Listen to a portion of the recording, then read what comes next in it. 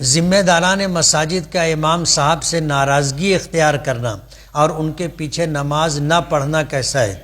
دیکھو، امام بہت مظلوم مخلوق ہے، بہت مظلوم مخلوق ہے، اور اپنے گھر میں 5-10 لوگ رہتے ہیں، سب کو راضی رکھنا مشکل رہتا ہے۔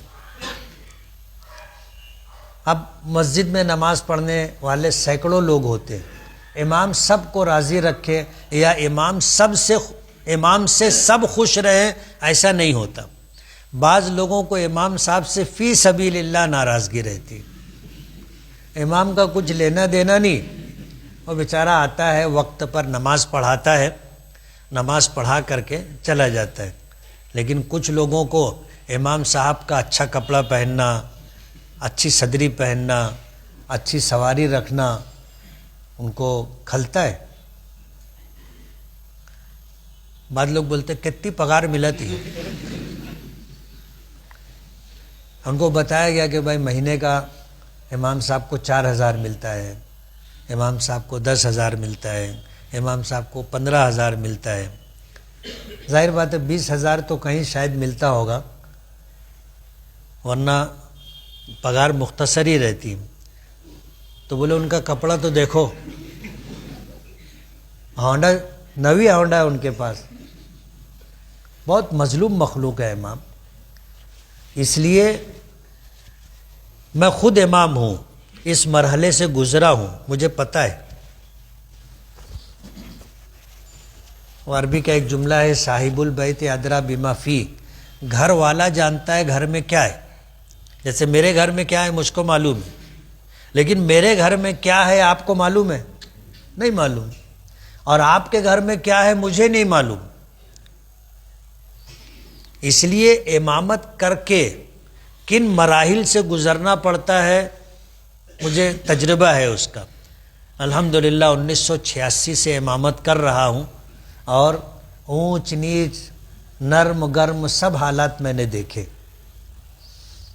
اس لیے امام صاحب سے اگر ناراضگی کسی شرعی وجہ سے ہے کہ امام صاحب داڑھی کاٹتے ہیں، یا امام صاحب فسق و فجور میں مبتلا ہے، اور آدمی اس وجہ سے ناراض ہے تو اس کی ناراضگی بچ جائے۔ اور اگر ایسا معاملہ نہیں ہے، خالی ایسا ہے کہ امام صاحب اس کو سلام نہیں کرتے تو ناراض ہے، بولے ادھر سے جاتے ہیں موقع سلام نہیں کرتے، یا مسجد کے ذمہ داران امام صاحب سے آرڈر دے کر کے، حکم دے کر کے کچھ بھی کروانا چاہیں کہ تم کو نماز کے علاوہ یہ بھی کرنا پڑے گا، یہ بھی کرنا پڑے گا، اور امام صاحب بولے کہ یار وہ میرا کام نہیں ہے، اب ذمہ داران ناراض ہیں۔ غیر شرعی وجہ سے اگر ناراض ہیں تو ان کی ناراضگی بجا نہیں۔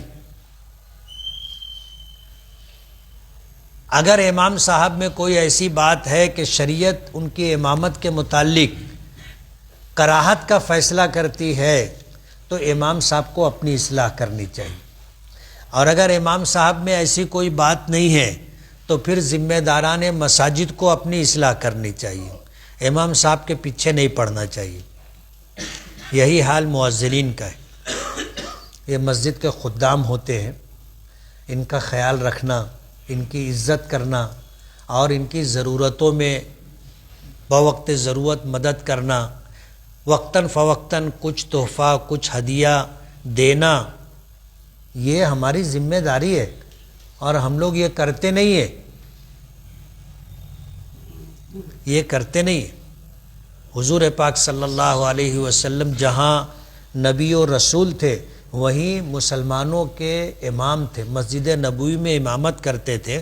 جمعہ کی نماز کے لیے دیہات سے، قرب جوار سے لوگ نماز کے لیے آتے تھے تو اپنے گھر سے، اپنی کھیتی اور باغ سے کچھ چیزیں لاتے تھے اور حضور کو ہدیتاً تحفتاً دیا کرتے تھے صاحب، اور حضور جب وہ لاتے تھے تو دونوں ہاتھ سے حضور قبول فرماتے تھے، اور کبھی وہ نہ آئے یا آنے میں تاخیر ہو جائے تو حضور کو ان کا انتظار رہتا تھا۔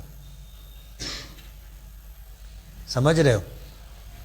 اس لیے اللہ نے اگر اپنے کو نوازا ہے تو مسجد کے ائمہ کرام کو، مسجد کے مؤذنین اعظام کو کچھ نہ کچھ دیتے لیتے رہنا چاہیے۔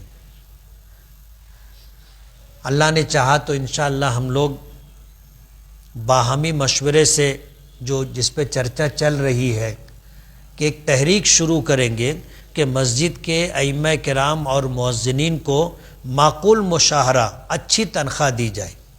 ہمارے ہاں بہت معمولی تنخواہ دی جاتی ہے جس میں گزر بسر مشکل ہوتا ہے۔ تو آپ لوگوں کے ذہنوں میں بھی یہ بات رہے کہ جب ہم اس کام کا، اس تحریک کا آغاز کریں تو ہمیں آپ کا تعاون ملنا چاہیے۔ ملے گا نا؟ آپ کا تعاون ملنا چاہیے، اور تعاون دو طرح کا ہوتا ہے۔ آپ کو ہماری آواز میں آواز ملانا ہے کہ صحیح بات ہے، ائمہ کرام اور مؤذنین کو اچھی تنخواہ دینی چاہیے، ایک کام۔ دوسرا کام، اللہ نے اپنے کو نوازا ہے، تب ظاہر بات ہے امام کو اچھی تنخواہ ہم مسجد کے ذمہ داران کب دے سکیں گے؟ جب تم اچھا چندہ دو گے۔ تم چندہ ہی نہیں دو گے تو وہ آدمی مسجد کے ذمہ داران کہاں سے لا کے دیں گے؟ اس لیے مسجد و مدرسے میں اچھا چندہ دینا چاہیے، تاکہ جب ہم بولیں کہ ان کو اچھی تنخواہ دو تو مسجد کے لوگ یہ نہ بولے کہ چندہ نہیں اترتا۔ اور یہ ماحول ہم لوگوں کو بنانا پڑے گا، بنائیں گے نا؟ بسم اللہ الرحمن الرحیم۔